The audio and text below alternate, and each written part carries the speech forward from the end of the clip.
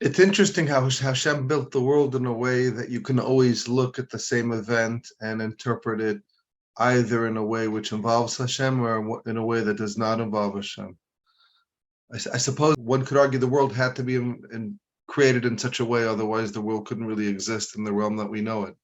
Yeah, and I think that is modeled, actually, we have Purim coming up. And I think I tried to argue this last year, talking about Megillat Esther a little bit, that there's an aspect of Megillat Esther that is like an allegory for how HaKadosh Baruch Hu, as the king of the universe, makes his will felt in the world. And so we learn about what it is to be a true king who rules over everything through the example of Ahasuerus, even though Ahasuerus himself is not obviously the good guy, so to speak, and he's a human being, he's not a deity, but we learn about Malchut by seeing like what a great king of a mighty empire is.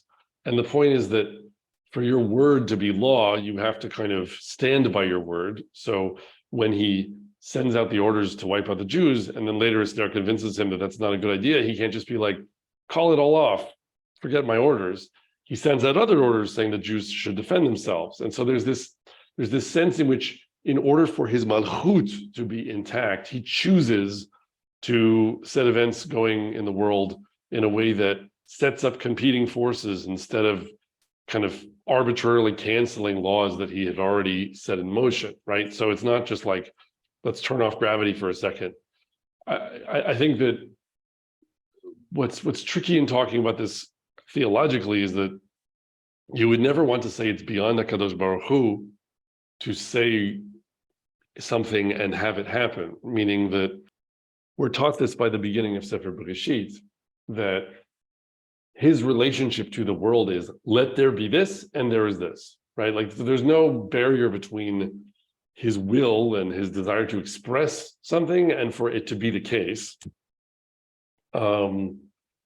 On the one hand, and on the other hand, so the point is, like, we don't want to set any limit on his desiring something to happen and then it being like, oh, but the laws of nature constrain me somehow. I can't break the laws of nature. And so, although I would have liked to do this, I won't. We should never describe HaKadosh Baruch Hu that way. On the other hand, I think it is fair to say about him as a kind of empirical observation that he is extremely reluctant to do things that seem to openly break laws that he himself, so to speak, has decreed. Like he, whenever possible, prefers to accomplish what he accomplishes in ways that conform to the sort of the weaving of the fabric of Maaseh Bereshit, as opposed to sort of just like tearing a hole in it and putting in a patch. And you see that, I think, more than one place in Tanakh, and I think it's also just a very sensible theological principle. So you kind of both want to say, on the one hand, maybe we always can look, as you say, at anything that happens, and there is kind of like a natural rationale, and that's HaKadosh Baruch Hu showing his desire to kind of let his creation be as autonomous as possible and kind of operate according to the way that its components have been conceived.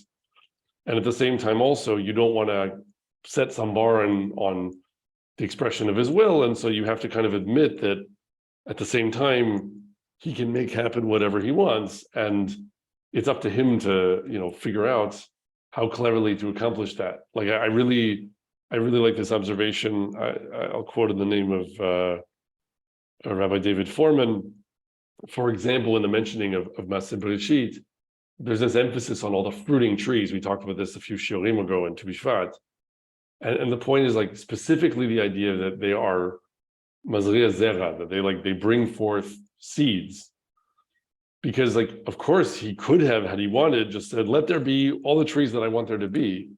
But instead, he wants the trees to sort of delegate the responsibility of filling the world with trees to the trees themselves, so that they will cover the world with trees by making seed that will make more trees.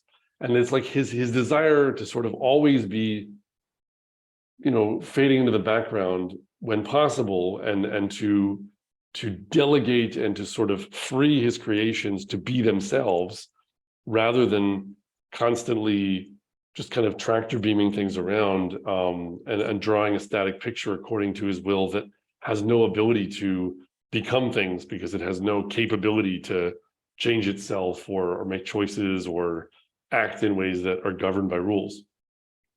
We would like to encourage our viewers to share these videos with friends and send in your responses.